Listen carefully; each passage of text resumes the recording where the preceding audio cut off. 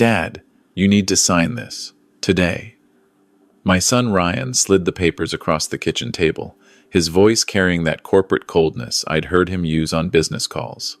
"It's for your own protection." I looked down at the documents. Transfer of property, my home of 35 years, the place where I'd raised Ryan after his mother passed, the house with the garden his late mother had planted, reduced to legal jargon and signature lines. "Protection from what?" I asked calmly, keeping my hands wrapped around my coffee mug.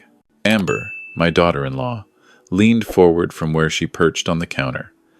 "Dad, you're 62. What if something happens? What if you fall? Or forget to pay bills? Or," she trailed off with a meaningful look at Ryan, "or end up needing care you can't afford," Ryan finished. "This way, the house is protected. We'll manage everything. You can still live here, obviously." I took a slow sip of my coffee. Tim Hortons, double-double, just like I'd had every morning for decades. Through the window, I could see the North Shore mountains dusted with October snow. Vancouver had been good to us. This house in Kitsilano, bought for $70,000 in 1988, was worth millions now. But that wasn't why I loved it. "I need to think about it," I said. Ryan's jaw tightened. "Think about what?" "Dad, Amber and I are trying to help you. We've consulted with lawyers, financial advisors. This is the smart move." "Smart for who?" The question hung in the air. Amber's eyes darted to Ryan. My son stood up, his chair scraping against the hardwood floor his mother and I had refinished together one summer. "For you, obviously." "Dad, I don't think you understand how vulnerable you are. You're living on what? Your CPP and OAS? Maybe $30,000 a year? You're asset-rich and cash-poor. If you need long-term care, they'll take this house anyway. I'm 62, not 92. And you're being stubborn." Ryan's voice rose. "We're not asking for much here. Just let us protect what's yours. What should be. What will be ours. Eventually, anyway." There it was. The truth, dressed up in concern. I smiled. Just slightly. A small curve at the corner of my mouth. "What's funny?" Amber asked, her voice sharp. "Nothing," I said. "Nothing at all." "So you'll sign?" Ryan pushed the papers closer. I stood up slowly, feeling every one of my 62 years in my knees. "I'll think about it. Now, I have an appointment downtown." "An appointment?" Ryan's tone was skeptical. "Where?" "Just some old business to attend to." I grabbed my jacket from the hook by the door. It was my favorite flannel-lined denim, worn soft over the years. "I'll be back this evening." "Dad, we need an answer. Amber and I have plans. We're looking at a property in West Van, and we need to know our financial position." I paused at the door. "Your financial position?" "You know what I mean. The family's financial position." I nodded slowly. "Right. The family." I pulled on my jacket. "I'll call you later." As I stepped out onto the porch, I heard Amber hiss to Ryan. "Do you think he's losing it? Maybe we should talk to a lawyer about capacity."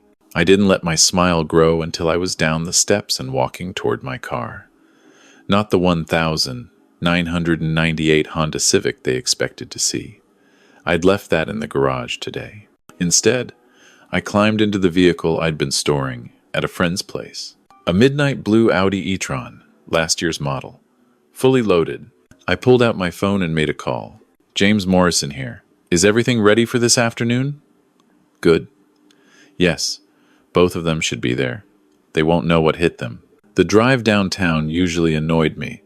Traffic on Burrard, construction on Granville, the usual chaos of Vancouver's core. But today, I enjoyed every minute. I parked in the underground lot of one of those glass towers that had sprung up like mushrooms over the past decade. The Bentall Center, right in the heart of the financial district. The elevator doors opened on the 42nd floor. Sanderson, Webb, and Associates, my lawyers for the past 15 years. "Mr. Morrison." Diane Webb stood as I entered.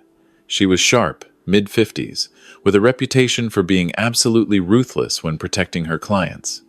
"Everything's prepared. They should be arriving in about 20 minutes. They don't know I'll be here? They think they're meeting with me to discuss their loan application." Her smile was thin. The one they submitted using your house as collateral, without your knowledge or consent, I might add. I felt something cold settle in my chest. Show me. She slid a folder across her desk. Bank documents, loan applications, forged signatures. They'd tried to take out a $2 million line of credit against my property. The application was dated 3 weeks ago. How did you find out? I asked. The bank's fraud detection system flagged it. They compared the signature on file with previous documents. Then they called me, as I'm listed as the property's legal counsel. I told them to slow walk the application while we investigated. And the property transfer documents they want me to sign today? If you sign those, the fraud becomes much easier. They'll own the property outright. They can do whatever they want with it. I sat back in the leather chair. Through the floor-to-ceiling windows, I could see all of Vancouver spread out below. The harbor, the mountains, Stanley Park, and somewhere out there, the house I'd built a life in. You know what hurts most? I said quietly. Not the money, not even the betrayal, really. It's that Ryan thinks I'm stupid, that I'm just some old man who doesn't understand how the world works. Diane's expression softened slightly. For what it's worth, I've seen a lot of estate disputes. This is particularly cold. His mother would be devastated. Your wife was a good woman. I remember her. Sarah had been my everything. We'd met at UBC in 1981, married in 1983, had Ryan in 1985.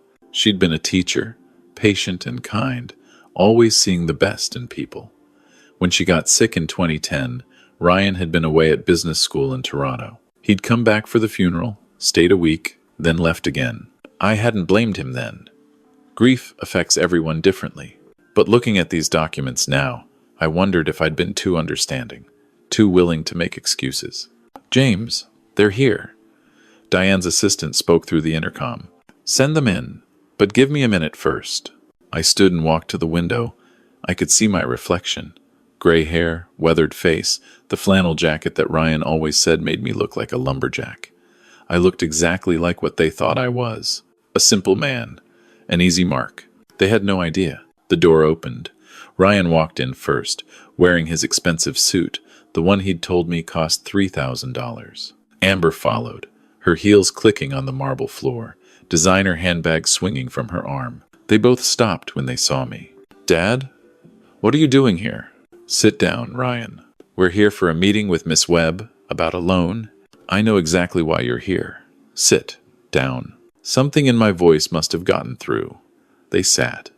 Diane remained standing behind her desk, arms crossed, her expression unreadable. Miss Webb, I said, could you please show my son and his wife what they're really here to discuss? She opened a second folder. 3 weeks ago, you both attempted to secure a $2 million line of credit using property at 2156 West 3rd Avenue as collateral. A property owned by James Morrison. You forged his signature on the application documents. Amber went pale. Ryan's face flushed red. That's not, we were just... Save it, I said quietly. I've seen the documents. I know what you tried to do. Dad, listen, we can explain. We needed the money for an investment opportunity. We were going to pay it back before you even knew. You were going to pay back $2 million? With what, Ryan? Your salary? I leaned forward. Tell me, what do you think I'm worth? What? Humor me. If you had to guess, what's my net worth? You've clearly been thinking about it. Ryan shifted uncomfortably. I don't know. The house is worth maybe $3 million.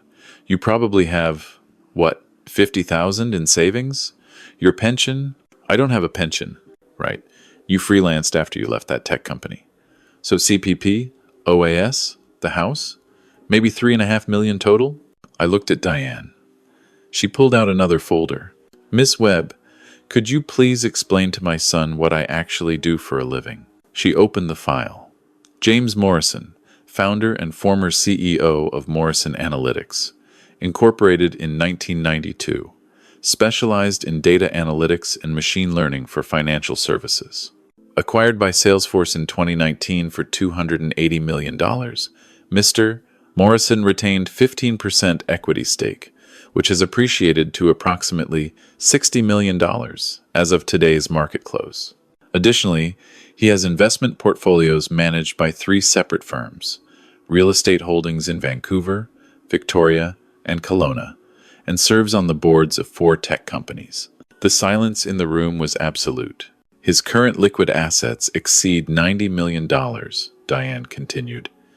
His total net worth is approximately $175 million. Amber looked like she might faint. Ryan's mouth opened and closed like a fish. But you, Ryan stammered. You live in that old house. You drive a Honda Civic. You shop at Safeway with coupons. You said you couldn't afford to help us with the down payment on our condo. I lead. The words hung between us. You lead? After your mother died, I watched you, Ryan. I watched you become someone she wouldn't have recognized. You stopped calling unless you needed something. You forgot my birthday, 3 years running. When you did visit, you spent the whole time on your phone. And Amber, I turned to her. You've never once asked me about Sarah, never wanted to hear stories about her, see photos, nothing. To you, I'm just an obstacle between Ryan and his inheritance. That's not fair, Amber protested weakly. Isn't it? Last Christmas, you left after an hour because you had a party in Yaletown. Thanksgiving, you canceled because you got invited to Whistler. My birthday this year, you sent a text. A text. Dad, if we'd known you had money, if you'd known I had money. What? You would have pretended to care? That's worse, Ryan. That's so much worse. He stood up, anger replacing shock. So what, this was all a test? You let us think you were poor to see if we'd still. What? Love you? Visit you? This is manipulation. No, I said calmly. Manipulation is forging someone's signature to steal their house. What I did was give you every opportunity to show me who you really are. And you did. We made a mistake. We were desperate. For what? I've seen your tax returns, Ryan.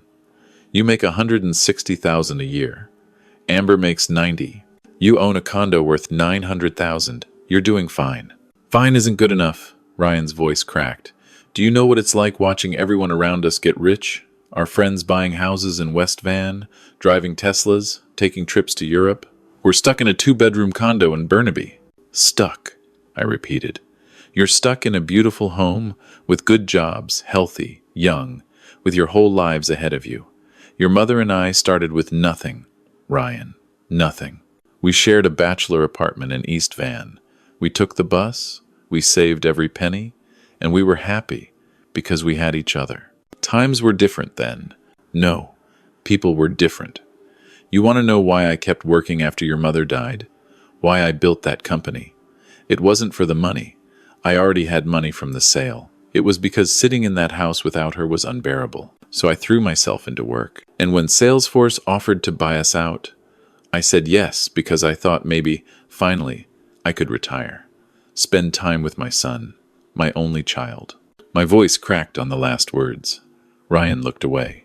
But you were always busy, always had somewhere else to be, someone more important to see. And I realized that to you, I was just. What did you call me this morning? Asset rich and cash poor. I didn't mean. You meant every word. I stood up. Miss Webb, please proceed with pressing charges for fraud and forgery. What? No. Amber jumped up. You can't do that. We'll go to jail. You committed a crime. There are consequences. Dad, please. Ryan moved toward me. I'm your son. Are you? Because my son died when his mother did. The man standing in front of me is a stranger who tried to steal my house. We'll pay you back. We'll do anything. I paused. Anything? Yes, anything. I looked at Diane. She gave me a slight nod. We discussed this possibility. Here's what's going to happen, I said slowly. I'm not pressing charges. Yet. But you're going to sign something for me. I pulled out a document I'd prepared. This is a confession. A detailed, notarized confession of everything you tried to do. It will be held by Miss Webb. If you ever contact me again asking for money, if you ever try anything like this again, If you ever breathe a word of this to anyone, she'll file it with the police and the Law Society. You'll both face fraud charges and Ryan will be disbarred. You want us to sign away our leverage? Ryan's legal training kicked in, even through his panic. I want you to face the consequences of your choices. You wanted my house? You'll never have it. When I die, everything goes to the Sarah Morrison Foundation. We're funding scholarships for underprivileged kids at UBC. Your mother would have loved that. You're cutting me out completely? You cut yourself out when you tried to forge my signature. Amber was crying now, mascara running down her face. Please, Mr. Morrison, we made a mistake. We're sorry. Are you? Or, are you sorry you got caught? She didn't answer. Here's what else is going to happen, I continued. You're going to sell your condo. You're going to take that money, and you're going to start over. No help from me. No safety net. You're going to learn what it means to build something honestly. And maybe in 10 years, if you've become decent people, we can talk again. 10 years? Your mother and I built our life in 10 years. Let's see what you can do. Ryan's hands shook as he signed the confession. Amber signed next, her tears splattering the paper. When they were done, Diane placed the document in her safe. One more thing, I said as they stood to leave. The house keys, both sets. Ryan pulled his keychain from his pocket, worked off the house key. Amber did the same. They placed them on Diane's desk. The alarm code will be changed by tonight. Don't come by. Don't call. Don't text. When and if I'm ready to hear from you, I'll reach out. They walked to the door like condemned prisoners. At the threshold, Ryan turned back. Did you ever love us? Or were we always just part of your test? The question hit me harder than anything else that day. I loved you so much I gave you every chance to be better than this. Your mother loved you with her whole heart, and you dishonored her memory by trying to steal the home she made for us. My voice was steady, but my chest ached. So to answer your question, I loved who you were. I don't know who you are now. The door closed behind them. Diane handed me a glass of scotch. I didn't usually drink in the afternoon, but I took it anyway. That was harder than you expected, she observed. He's my son. He's also a criminal who tried to rob you. Both things can be true. I drank the scotch. It burned going down. His mother would hate this. His mother would hate what he became, not what you did about it. I nodded, not trusting my voice. For what it's worth, Diane said quietly, I think you did the right thing. Tough love is still love. Doesn't feel like it. It will. Give it time. I left her office an hour later, after signing the papers that established the Sarah Morrison Foundation officially. $100 million to start, with provisions for more later. Scholarships for kids who needed a chance, just like Sarah always believed everyone deserved. The drive home felt longer than usual. Traffic was backed up on the bridge. The sky was gray, with rain clouds, and my car felt too empty. I kept thinking about Ryan as a kid, the way he'd run to hug me when I came home from work, how he'd helped his mother in the garden, getting dirt all over his clothes, his graduation, when Sarah cried and squeezed my hand. Where had that boy gone? The house felt cold when I walked in. I turned on the heat, made another coffee, and sat in my reading chair by the window. The garden was overgrown. I'd let it go after Sarah died. Couldn't bear to tend it without her. My phone rang. Unknown number. I almost didn't answer. Mr. Morrison? This is Trevor Chen, from the VPD Fraud Division. Miss Webb contacted us about your case.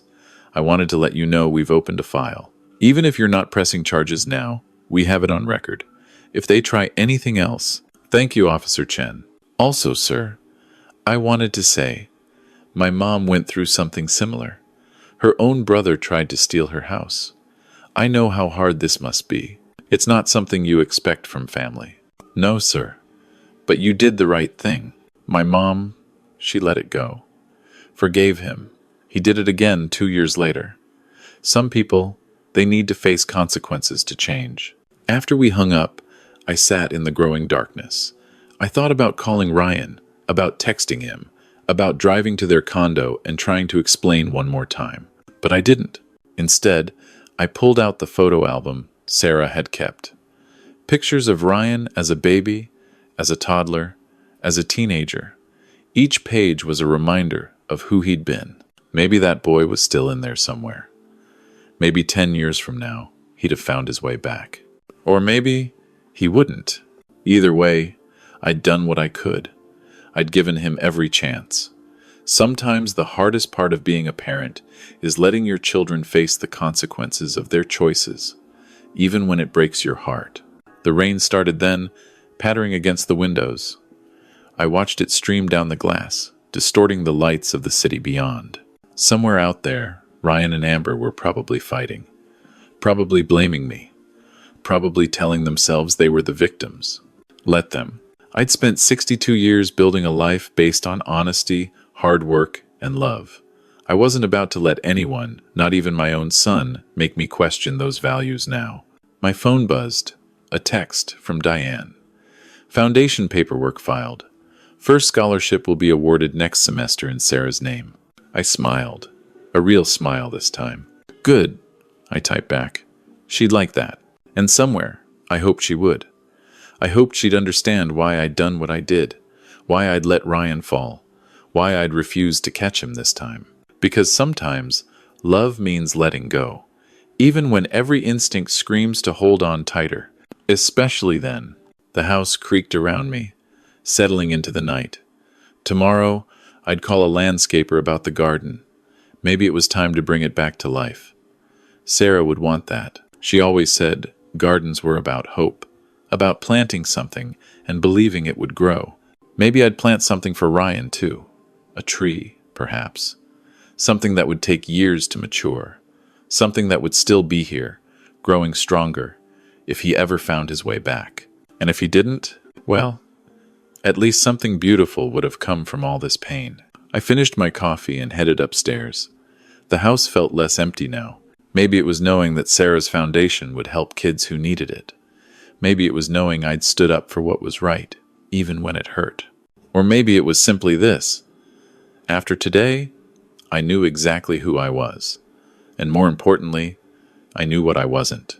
I wasn't a victim. I wasn't an easy mark. And I wasn't someone who would compromise his values, not even for his own son.